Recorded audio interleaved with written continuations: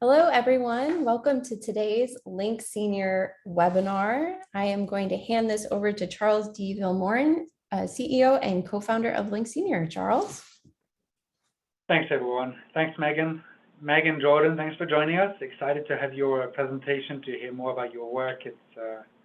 It's meaningful, exciting, and so much opportunity and future in your work. Like Megan said, my name is Charles Vilmorin. I'm the CEO and co-founder of Link Senior, and excited to have you all today for Activity Strong webinar. Today we are providing one free NAB, NCAP, NCCDP, NCTRC, and NZSRDTCU credit. To be eligible for the credit, you need to remain on the webinar for the full hour until 2 p.m. Eastern. And at the end of the webinar, we'll be providing in the chat the post-webinar survey evaluation link. And so if you don't get it, or if you don't get it in our email, please check your spam folder, and as always, contact us. You must complete the survey by the end of Thursday, so midnight Eastern time on Thursday evening. And as always, if you have any questions, please send them to us either in the chat today or at webinars@linkedsenior.com. And the certificates will be issued by email before the end of the day on Friday, April 29th. So thank you all. Megan, I'll let you take it from there. Thank you, Charles. So today's webinar is about leveraging the power of art to change perspectives about aging. And I'm very happy to welcome our featured speakers today, Meg Laporte and Jordan Evans, co-founders of Art Against Ageism. And my name is Megan McMahon, and I am the Director of Strategic Development here at Link Senior. I joined the Link Senior team full-time last November, and I'm very proud to be a co-producer of the Activity Strong virtual event series alongside Charles. Many of you know that our team believes in a world where people of all ages are respected and valued. And that was why we started our Old People Are Cool initiative back in 2017. We also believe that activity and life enrichment professionals are incredible and are our industry's unsung heroes, which is why we created the Activity Strong initiative 2 years ago to acknowledge, educate, and empower each of you.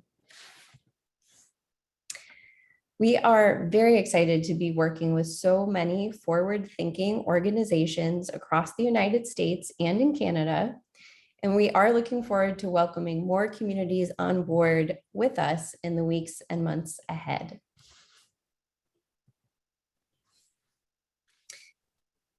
The team is working every day to enhance life in senior communities. So that means that we're building simple and evidence-based solutions to bring person-centered experiences to older adults and to their care partners.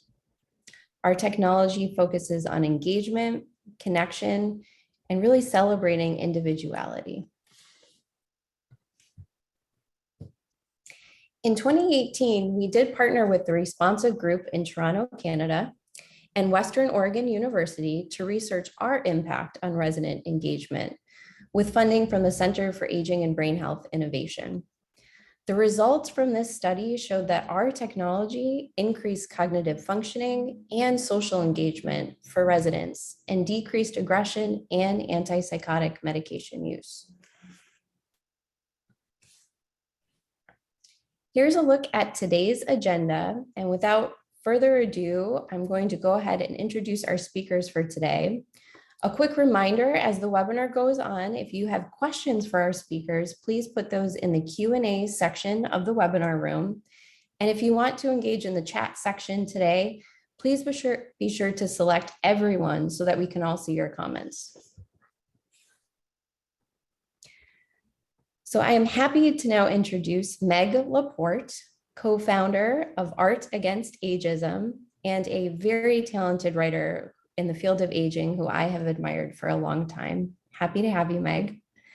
And I'd also like to welcome Jordan Evans, co-founder of Art Against Ageism and a talented graduate from the excellent Erickson School of Aging Studies at the University of Maryland. Welcome, Jordan. And now I am going to hand it over to Meg Laporte. Meg, I'm going to stop sharing my screen and allow you to share your deck. Thanks so much. Hi, everybody. So please bear with me as I share. All right. This is the first slide here is something that we usually put up when we are in person. We play music to it. It's just a reminder to everybody that aging is living. And we are going, so this is an overview of what we're going to talk about today.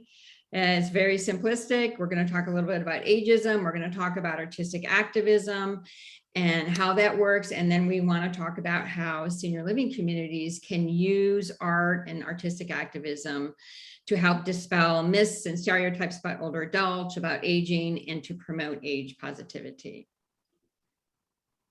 So ageism is probably, I'm going to guess that many of you have heard about ageism. It's hard to be in this community right now and not know or have heard about ageism.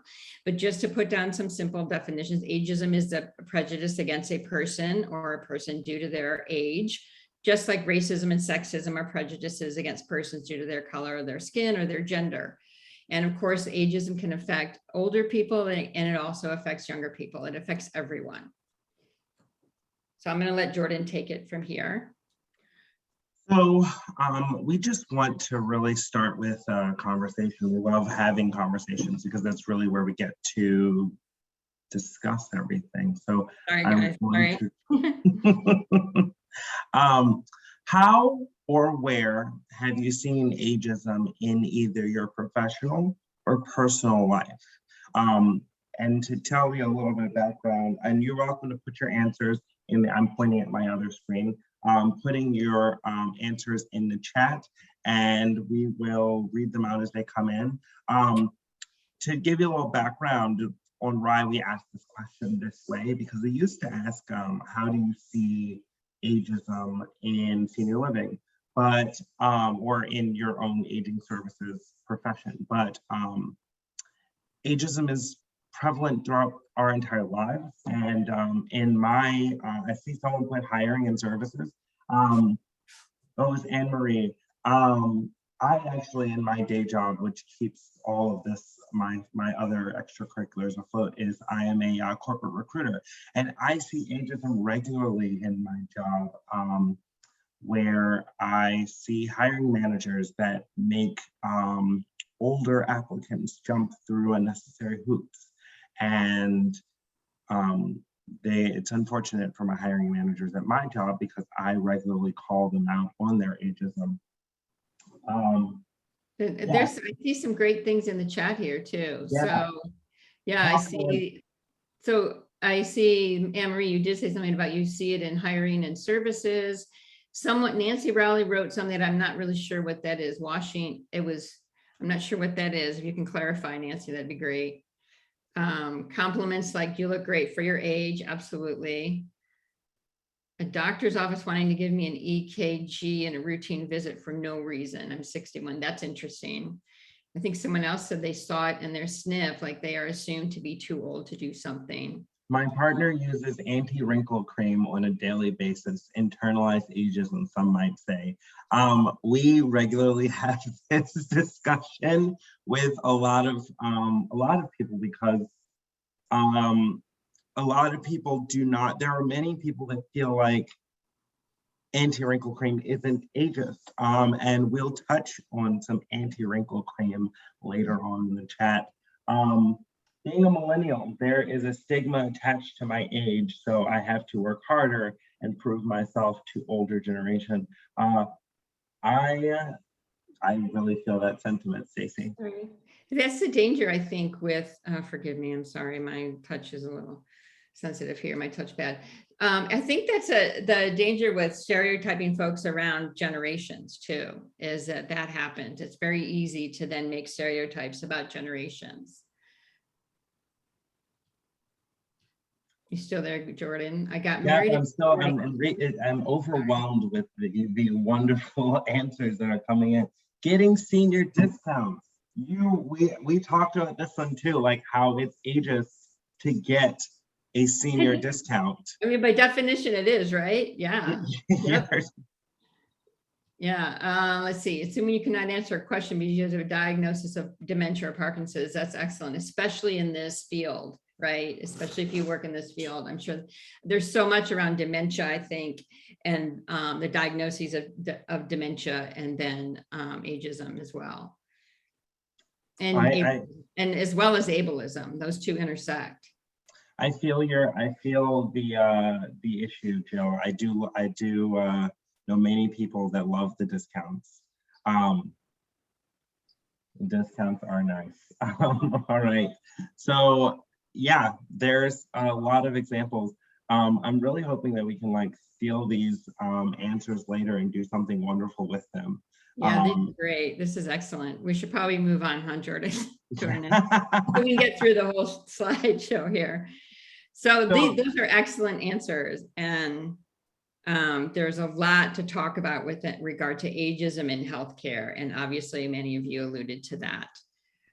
One of them is elder speak. Jordan will be talking a little bit about that in a few seconds. Symptom dismissal, again, just dismissing pain perhaps or others because of someone's age. Exclusion from trials, that's a big one. And then of course, just applying stereotypes about aging. I think it's important to point out that so the ageism, internalized ageism starts young. And if any of you think about Disney movies, there's a lot of, at least in older Disney movies, a lot of the older people depicted in Disney and other children's movies are villainous, right? So I'm sure, I don't remember I think who did you say the bottom one was from, Jordan? We were talking about this the other day. I think it's Aristocrats. Aristocats, right. I think you're right. And somebody noticed Cinderella. Yeah. Yep. Either that or I don't know. Oh, it's Cinderella's stepmom. See? Right. I think it's really important too to recognize how this gets into the culture, how the culture affects how we see ourselves and how we see others, and how it creates this otherization or otherizes us. So a little bit about why we believe aging services or senior living. Actually, I just started reading a book, a new book about ageism by Tracy Gendron called Ageism Unmasked, and she talks about aging, the term aging and aging services, and how that is pretty much ageist because we are all aging all the time. And so, and I keep using that term, and so I'm rethinking it now. Anyway, so why should senior living or aging services address ageism? Well, I think one is because I think, first of all, if you think about the model, the old medical model that was found that nursing homes are based on, it was very much ageist in terms of it was about putting older people in a place where we didn't have to see them, to make them other, and making them in shared rooms and sort of warehousing them, right? So many providers now today have realized how that is very unproductive, and it's not at all appropriate. But I think that it feeds into the entire culture of healthcare and probably long-term care in many ways. I think a lot of us saw ageism, or how it was revealed during the pandemic, and especially with regard to with regard to folks in nursing homes. We saw how many people died because of the pandemic in nursing homes, and many of them were in shared rooms. So I think that if you focus on ageism there, it's important to look at how to dismantle ageism to help improve the model for many reasons. We also know that ageism, if you feel better about aging, you're going to live longer. And that's what you want for your residents, right? You want them to live longer and feel better about their lives. And what, Jordan, you said, I see in the chat, you're saying treating aging like a sickness, right? Well, I was responding to Charles's focusing on aging as the diagnosis instead of what one can do, and I remember it was someone who said to me that some therapists don't approach therapy or approach therapy in an ageist way, and not focusing on what the person wants to do. Like, not asking, well, what do you do? Why why do you want to be able to run or walk or work with your hands in a certain way again? And just, Yeah. approaching someone with diagnosis informed instead of being informed about the person. So there's elder speak. Honey, there's elder speak. And one of the reason that there's a picture of Queen Elizabeth on the screen is it was posed to I forget who said it, but we were talking about just how you would speak to Queen Elizabeth.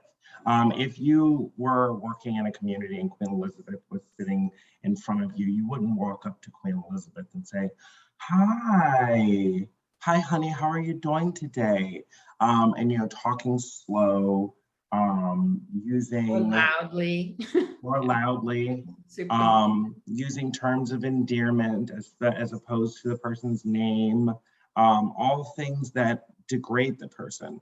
And you wouldn't talk to Queen Elizabeth that way because she's the queen and she's 90 plus. I don't know actually how old the queen is. I think she's in her mid 90s now. So that is elder speak. It is just degrading a person by using the way that you talk to them. She's 97. Thank you, Joe. Yeah, I see that somebody wrote, fascinating that they hear that tone every day on long-term care floors. And I believe, and I agree with that. And I mean, I'm not surprised to hear that. I've seen it too. I do know that most people mean well, right? When they do this, I know that they absolutely mean well and care very much for the people who they care for. And I think it's just important though to be aware of how it can affect how we and others see that person based on how you talk to them. Yeah, she's 96. She just turned 96 last week. Yeah, that's incredible. Happy birthday to Queen Elizabeth. Another story that makes me think about elder speak is a story that someone told me in school and how they had to reprimand in a kind way a nurse who walked up to an Army general. I think they were in a VA long-term care, and walked up to a general and was just degrading this person with their elder speak. And they had to walk up to them and say, "Do not ever talk to that person like that again." So there's another story. So this monstrosity. Do you want me to talk about this, Jordan? Yeah. Okay. So I don't know if any of you have seen this before. It became a rather of a hullabaloo, and it was posted, I believe, this ad in a New York City subway station. And I can't remember when I think it was maybe 2018 or 2019. And if you read it, you can see how horribly ageist it is, right? And it just so happens that the Postmate folks got the message and actually took it down and dismantled it. But the problem is that we wonder, how did this get past the approval process, right? That's the fact that this is so sadly ageist, that 50 is basically dead, which is obviously far from, I mean, it's just, yeah, someone said they think it's hysterical. It's really sad. I mean, I'm sure that the people who thought it was really super funny too. I don't think it's that funny, but I think it's kind of sad, but yeah, I get the humor too behind it, so. So everyone who works in the industry has heard of this term, the silver tsunami. It refers to the fact that by 2030, 25% of our population will be over the age of 65. Some see that, like us. I think all of us see that as a positive. Because we just get more of an opportunity to build intergenerational communities. But some don't, a lot don't. And in this picture, there are just a bunch of, I mean, the first one is depicted of these children playing on the beach.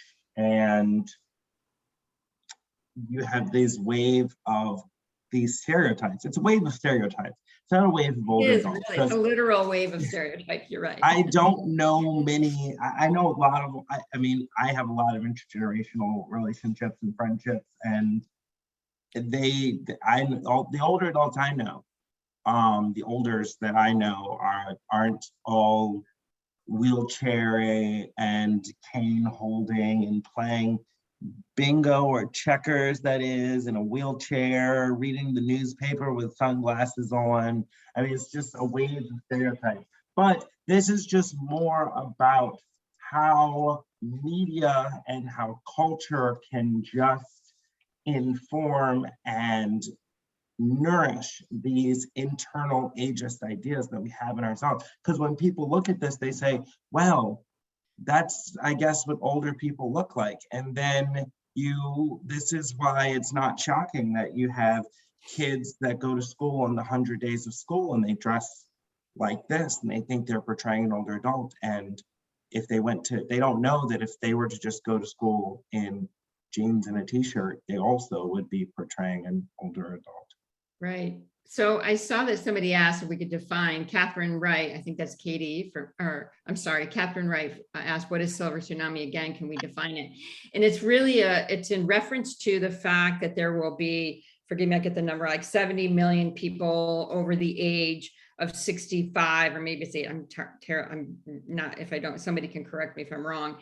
By the end of this decade, there's going to be a larger number of older people than there will be younger people. And it's because of the aging of the baby boomers. And I see that Jeanette Liardi here wrote that she's coined the term silver reservoir because older adults have tremendous pent-up skills because society denies us greater access to productivity in the ways we want to be productive. I think that's excellent. And I hadn't heard that yet, and I appreciate you putting that in there, Jeanette. So we're ready for another question. Jordan. So we talked about how, media things, we have these inherent ageist ideas that are informed by media and art around us. So what is the last thing you said or thought, or that was said to you, or,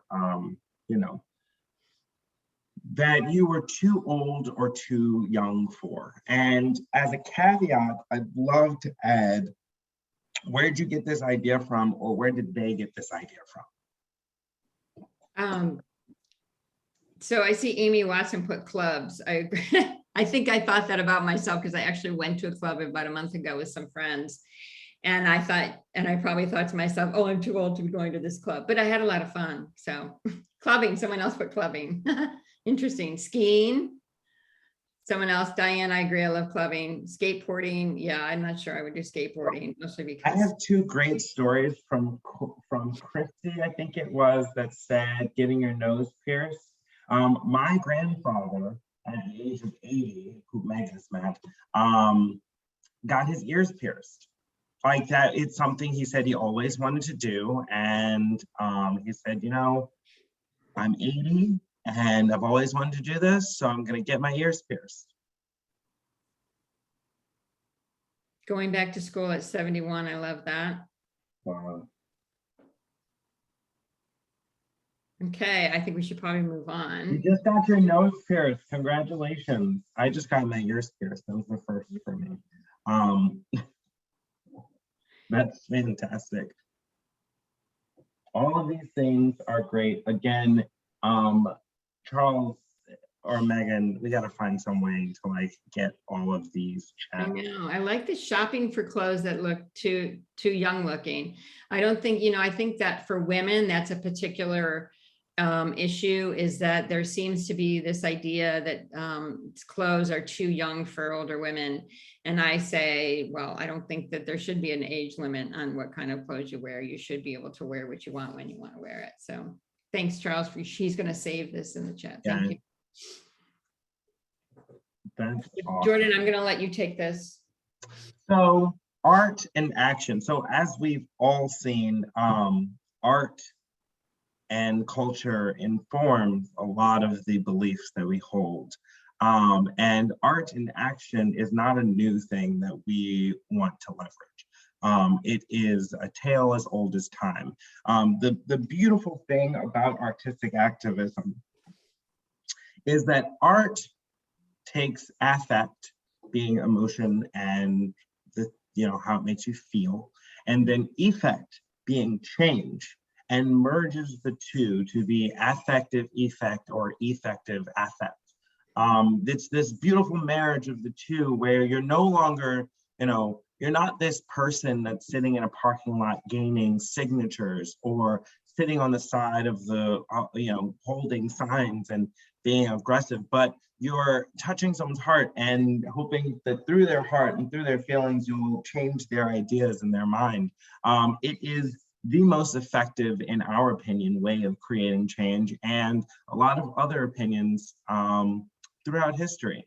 If we want to, next slide. Yeah, if I could just add to that. So in other words, what we're calling artistic activism, and what is known as artistic activism, it's a dynamic practice of combining the creative power of the arts to move us emotionally, along with the strategic planning of activism necessary to bring about social change. And this is what we want to do with Art Against Ageism, which you will hear about soon.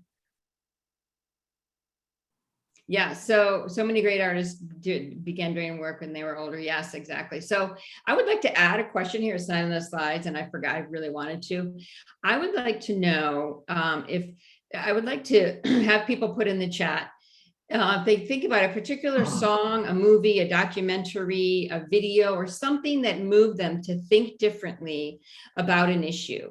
So for me, for example, I'm going to say that when I saw a video a few years ago by an artist known as Childish Gambino, also known as an actor, Donald Glover, called This Is America, it was for me incredibly moving and brilliant. Does anybody have any other on Golden Pond? So on Golden Pond, so I'm curious, Gail, I want to know, how did on Golden Pond make you think about, did it make you think about elders, or did it make you think, like, how did it make you feel about a certain social issue? I'll give you one. It was Food Inc. I watched Food Inc. and I think I stopped eating meat for a while. Although it's just that movie. Oh, The Intern. Intern. That's a great example, actually. Such a great movie. Yeah. The lady ballerina Blackstone played her video in live. The Notebook gave me a first look at people with Alzheimer's. That's good. That's excellent. So it wasn't, it's not, as I said, it's not a new thing to have. So I spoke recently at the AMDA annual conference, the long-term care physicians and medical directors for nursing homes. And somebody there in the audience said for them, the song by Marvin Gaye, What's Going On, was a song to him that was moving. And it was about what was happening in the civil rights era. That is so funny, Jonas, that you say Harold and Maude. Because that is it isn't, most people that movie scared the crap out of them. And it's a colorful movie. So as I said, yeah, it's not a new thing. Art and activism has been in history throughout since before the civil rights movement. So one thing that it was done during the AIDS epidemic and during the American Workers Movement, which I think was in the 20s. Some would say the labor movement is still happening, but yes. Yeah, you mean, if you're talking about the Industrial Revolution and child labor, that was also way in the turn of the century, I believe, or the earlier of the 20th century. One that I really love to talk about during this slide, which is like the one that's my favorite, is this Gordon Parks photo. So Gordon Parks was the first African-American photographer at Life magazine. And one of the things that was so different about Gordon Parks in his covering of the civil rights movement was he insisted on taking all of his pictures in color. Now, people today don't believe in so what? It was really expensive to publish color photos, and especially in a time when this issue wasn't prevalent on everyone's mind, it took a lot of advocacy to make this thing be done. I did not know that he's from Kansas. So the reason this is so important is when you see a black and white photo, it could be from any time period, and it doesn't make it feel as recent or as prevalent or as, you know, Current. important. Current, yeah. As current, important, all of the adjectives. But when you see these faces and you see them in color and you see them as faces that look like faces that you see every day, it's affective. It makes that feeling, but it's also effective, because right in the middle of this picture, our freedom can't wait. That message is clear right in your face. So your feelings are open, and then, whoa, you're right. Their freedom can't wait. And I think he also really wanted to display that. So he did a whole series for Life, in which he just really depicted the life of an African-American families in the South. And they were published in color. And he really wanted to illustrate that it was current, that these people didn't, because it was not that if you saw it in black and white, that it maybe would make it think that it was in the past, and no, it was current. So all of you are listing movies from this question that Carol asked. Meg asked, and oh, I now have to watch. So we're gonna. Jeanette said, "Don't forget the age quilt." Yes, well, that's in the slide to the next slide, or in a couple slides actually. The age quilt. Don't get ahead. Yeah. But you guys are catching on, so you get it's awesome. We love that you're getting it. So just some more examples here. Black Lives Matter Plaza was created in Washington, D.C. in 2020.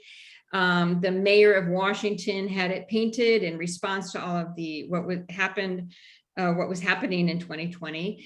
And many cities have followed suit since then. And then the WNBA players, I think it was also 2020, I believe they devoted their season to Breonna Taylor and her name, and then they wore these shirts that of course said "Say her name." The Guerrilla Girls are a group of artists who they create artwork around the women's roles in art, and the fact that women have been discriminated against in art, in the field of art, for a long time.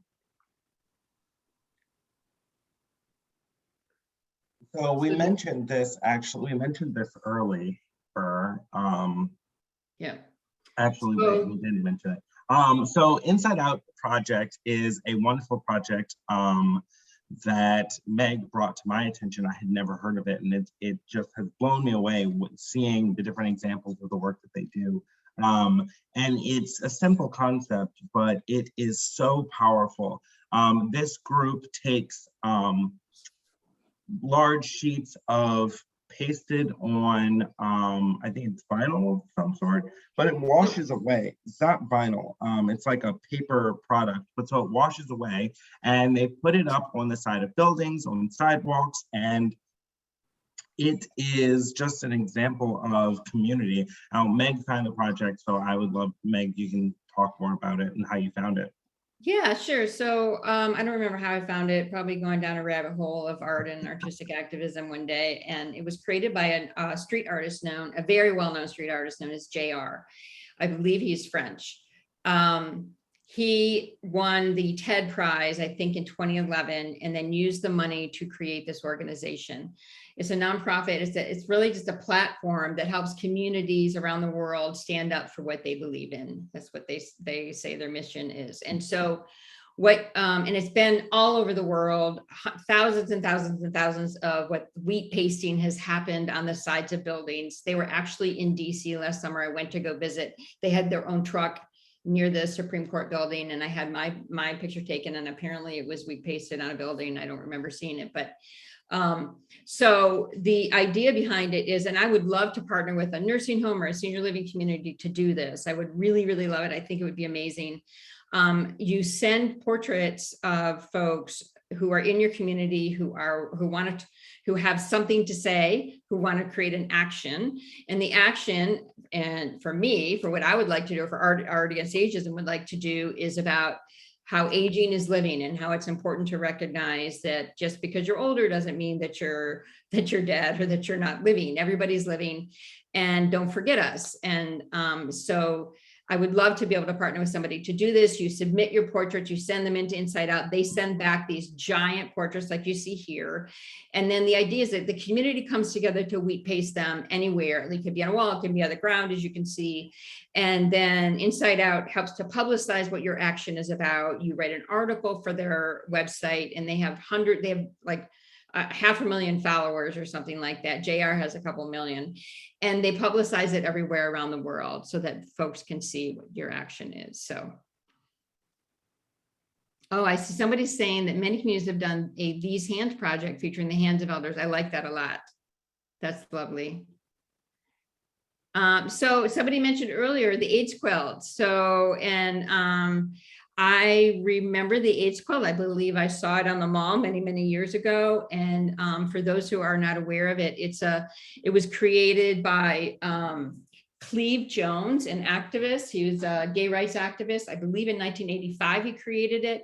And people, as people were dying because of AIDS around the world, they created quilts for them in their name, and then it actually was displayed, I don't know how many times, but I know it was displayed at least once in DC on the National Mall. It's now, I don't know where it is housed, but you can go online and you can actually search it for names too now. It's very cool. So, and this is another example of artistic activism that raises awareness, and it did a lot to raise awareness of the issue of AIDS back then. So what is not activist art? So a lot in our travels of talking about this, a lot of people have gone to us and said, well, we do art activism.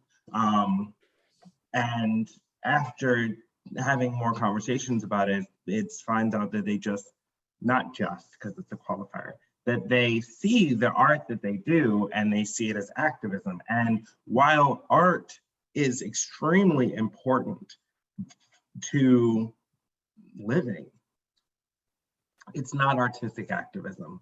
Artistic activism has to have the effect. It has to have context. There's actually a list of things that an art work must have to be qualified as artistic activism. Context is one of them. Effect is one of them. It has to actually call out a change. So here's the next slide, is an examples of what is not artistic activism.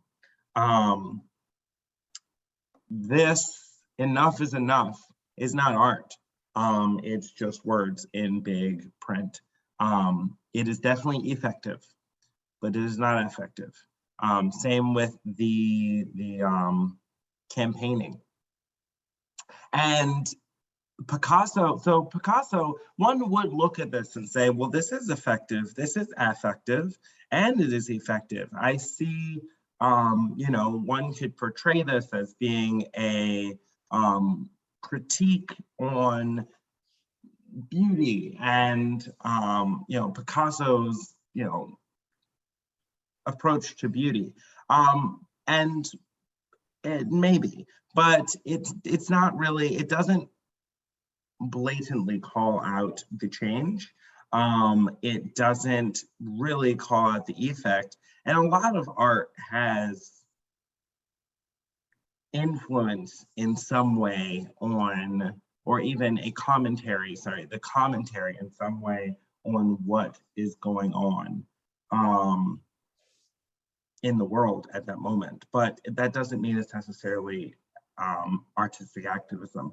And some people, often you'll see in protests, someone will put an art work on a picket fence or a picket sign and, you know, march with it. That is not art activism. That's activism and art, but it's not the two. So this is artistic activism. This is a work that a campaign that was done through the city of Toronto. And someone earlier mentioned anti-wrinkle cream. So this is like wrinkle cream.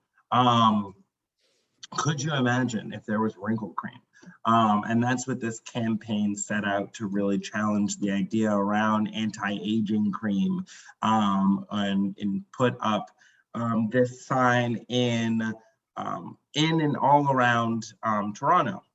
But this, as you can see, just to dig a little deeper on it, it digs deeper than just an artwork of a person. Like there could be an artwork of a person putting cream on their face, and that would be a criticism on, but it's not necessarily calling out the change. And this is a clear criticism of anti-aging cream, and then actually has a call to action at the bottom for some people to go to torontoforall.ca and /ageism.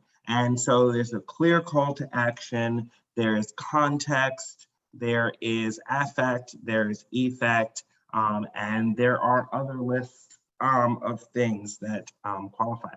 And by the way, we are not the judges who make what is, or who have set the standard on what is artistic activism. We actually learned a lot of what we know from the Center for Artistic Activism. And you can learn more about them at, I think it's C4AA.org. Right? Yeah. .org. Yeah. And you can learn more about what is artistic activism. Yeah, C4AA.org. I'll add it to the chat. They are the Center for Artistic Activism, and they have done a lot of work around building a structure and building, you know, educational avenues for artistic activists and resources. We did a lot of work with them, and both of us combined own a library of their books. So this organization, some of you may have heard of this organization, Help Age International. It's an NGO, and they do a lot of work around rights for older adults. There are chapters around the world. There's a US one. And they put together recently this campaign to help dispel myths and stereotypes about older adults. I'm going to play it for you, so forgive the clunkiness for me having to start it and then move it to the screen. So here we go.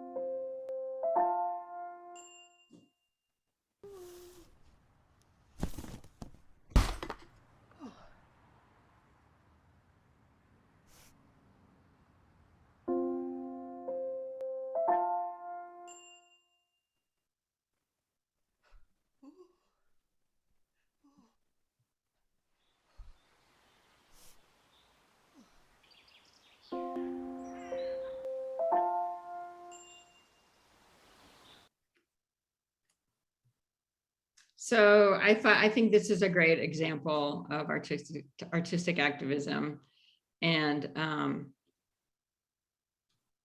the way that they did it. Obviously it was I'm sure it was not inexpensive to create or produce, but I thought it was lovely. Oops, sorry, forgive me for I don't know what's happening here. Okay. So another example, we're going to run through a few examples here of folks that are actually doing artistic activism that confronts or tackles ageism. This account I found on Instagram during the pandemic, and I thought it was really great. This person creates she creates graphical illustrations and posts them quite often. And it's called, as you can see, F Their Aging Standards. She sells handbags, she sells shirts, I think, and hats and things like that. And I think it's really fabulous. Here's another account that I found on Instagram that these are just beautiful portraits. And again, during the pandemic, I think I read about it, and I think this may have happened in Pittsburgh or something, where this person was creating these and putting them in their window too every day. But somehow they ended up on Instagram, and it's fascinating to me. This is some of you may have heard of Age Friendly Vibes, which is a company created by Jan Golden, and she creates anti-ageist birthday cards. Some of you probably know that when you go to look for a birthday card, that you find there are all kinds of very humorous cards about how horrible it is to grow old or to be old or to be older. And so Jan decided that she really wanted to create birthday cards that were age friendly and not horribly critical. So she has a whole line, and she's at Age Friendly Vibes is her handle on Instagram. She also has a website. I think it's a very similarly named website, and I'm sorry I don't have it listed here. So this is another really great example of artistic activism. So we're ready for another question. Question time. So what is the biggest misconception people have about you based on your age? Meg and I are constantly sharing our own frustrations with ageism with each other on a daily basis. I have to say, I have no problem. I'm very proud of my age. I am 25.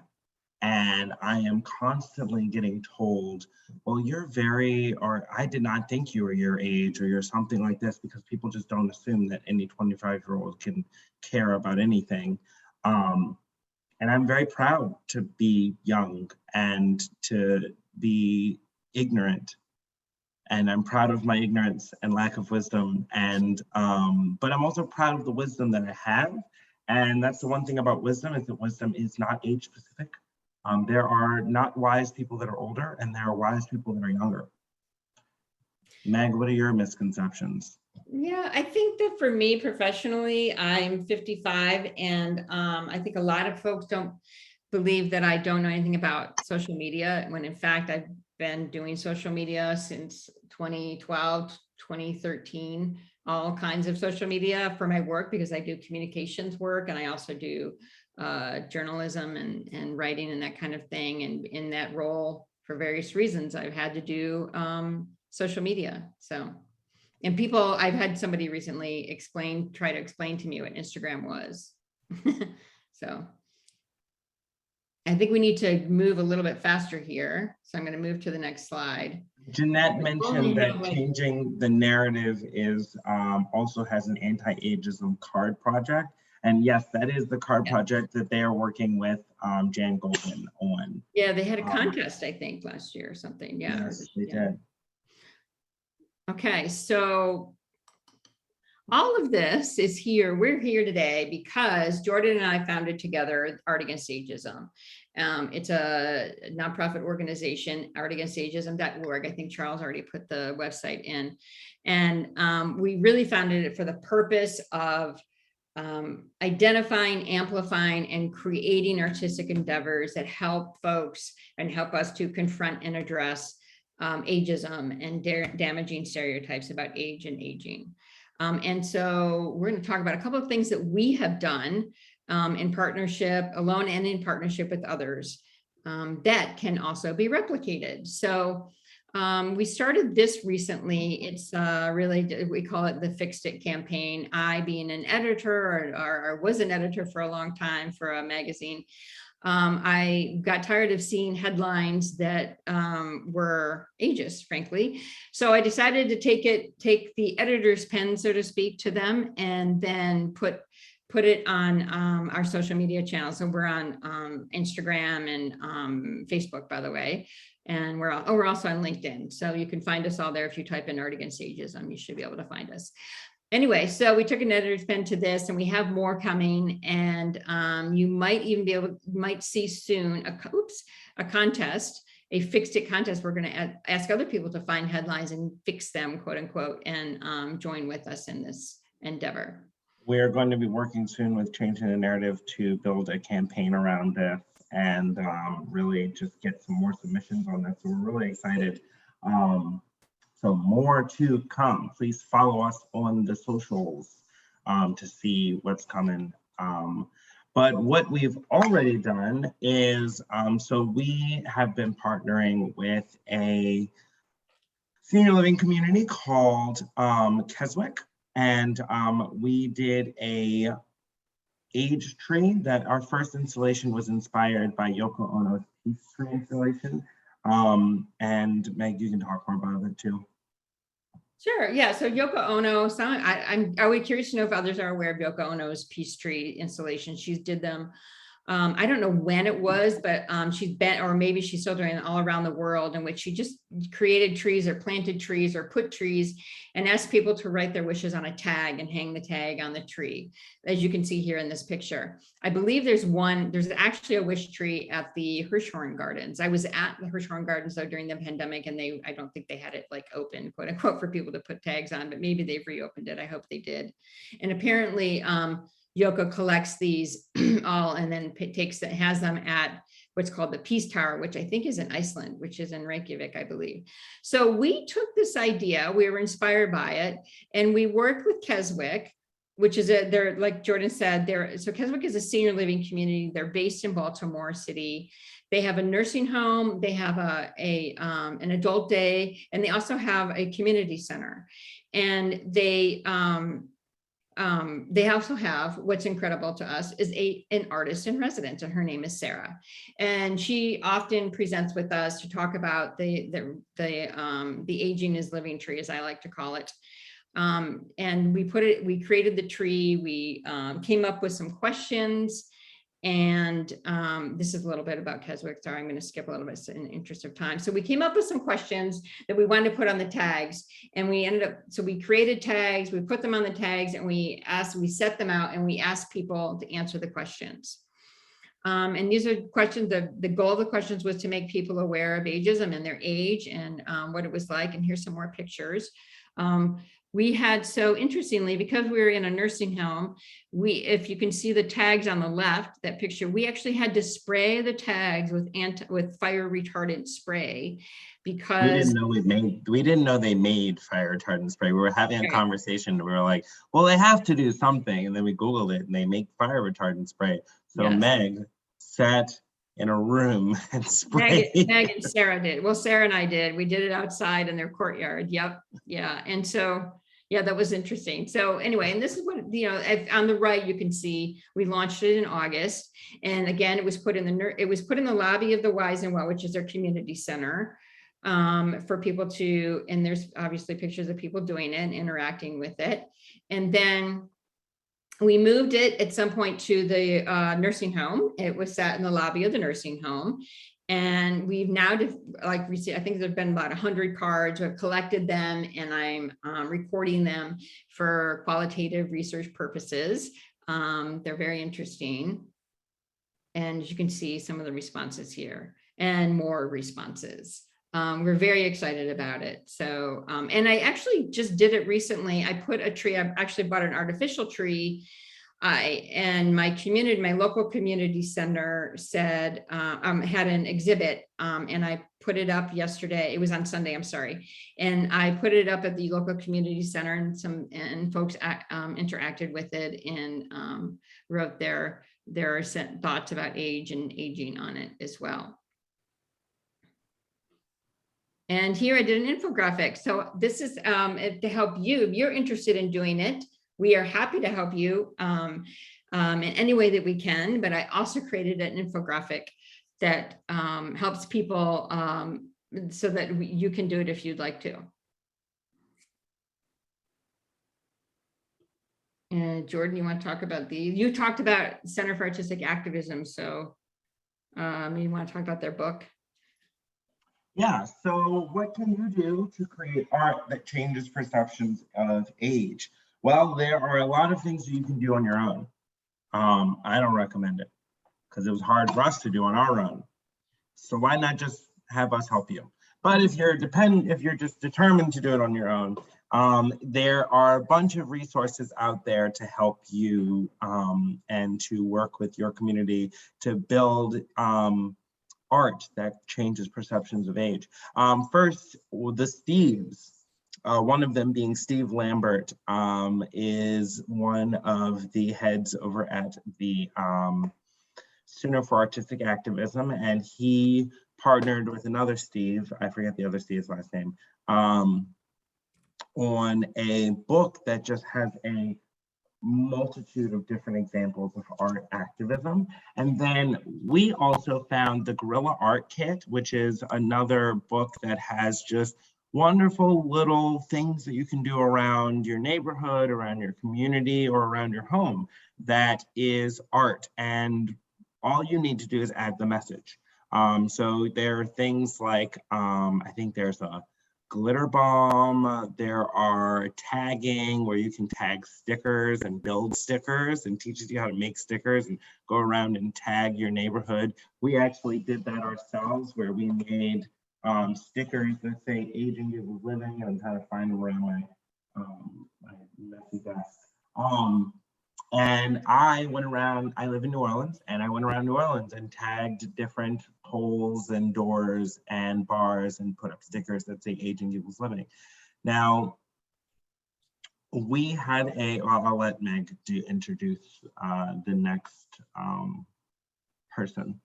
Yeah, sorry. I was also trying to find the link for the infographic because somebody asked me for it, but I couldn't get to it. I'm sorry, but we will be happy to send that to you. It's on the Art Against Ageism website. And we only have a few minutes left. So we want to introduce Anne Schrempf, who was the winner of the contest. And we'd love to have her talk about what she did and how she did it and this beautiful project.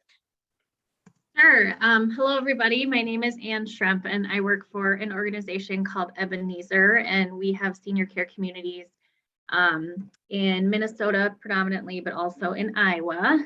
And I'm a part of a continuum of care campus that's located in Burnsville, Minnesota. And we were so excited to participate in this project. So we have a program here called Art with Heart. We have 8 art classes every month across our campus where our resident artists get the opportunity to create different pieces. And when we heard about this project, we gathered a bunch of props and different items from residents too that they contributed and invited them to, sit down with our photographer and say, what makes you cool? Old people are cool, right? And so people picked different items depending on, what spoke to them. And these are just some of them. We took over 50 photographs, and it was really hard to decide what to contribute to the contest because, we loved them all. So we went ahead and decided to pull together this collage. We chose to use black and white because it's sort of timeless. And yeah, so it's hard to see all of the images really well, but I hope you find them moving. It was a really fun project to be a part of. Thank you, Anne. I think it's really beautiful. It is. It reminds me of the Passions Project. It's very similar to that. We talked about it in a previous slide. We have a friend that, and a wonderful person that works with Leading Age, and she goes to different communities and takes pictures of people who doing their passion. And this is just a wonderful project that you've all done. I would love to see if the Inside Out project would love to like take these pictures and put them on your walls. I would love that. Yeah, create a mural around this very project that you guys did.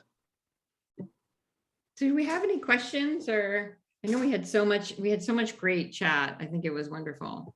Yes, a very engaged audience. I know I learned a lot today, Meg and Jordan, and I'm sure our audience did as well. And we are going to be sending out the presentation deck as a PDF. So you'll be able to see all the website links that we shared today, and that will be coming out this afternoon. And Anne, I do want to thank you and your community for submitting to the art contest, and thank you for sharing today. We do have just a couple announcements here, if you can bear with us. I know we're at the top of the hour, and Charles is going to drop in some of these links. So we did work with Meg and Jordan on a co-branded tip sheet. So if you want to get started on using artistic activism, you can use that tip sheet that we created. I do want to note that Meg and Jordan will be at the Pioneer Network Conference in July. So if you will be there and want to hear more from them, be sure to note their session and attend that event. And Link Senior is partnering this week with the Ohio Person-Centered Care Coalition. So April 28th at 1 p.m., we'll have a webinar about the state of resident engagement in 2022 with our very own Charles D. Villemorn. So please join us for that, and you can earn some free CEU credit. And you can visit our upcoming events page on ActivityStrong for our upcoming webinars, and note that our 2022 third annual ActivityStrong virtual summit will be taking place June 21st. So be sure to sign up for that. Next week, Link Senior is hosting its first ever customer summit for partners and clients. So we are excited for that. And last but not least, we hope for Older Americans Month, you will download the tip sheet that we created on how you can create your own longevity fun run. The Washington, D.C. area senior living communities will be hosting their fun run on May 12th, and stay tuned on our social media for more about that. So with that, I will drop the link to our CEU survey into the chat, and just want to thank our featured speakers again today. Jordan, Meg, thank you so much for your time. And we will see everyone next time. Thank you. Thank you. Goodbye, Thanks, everyone. everyone.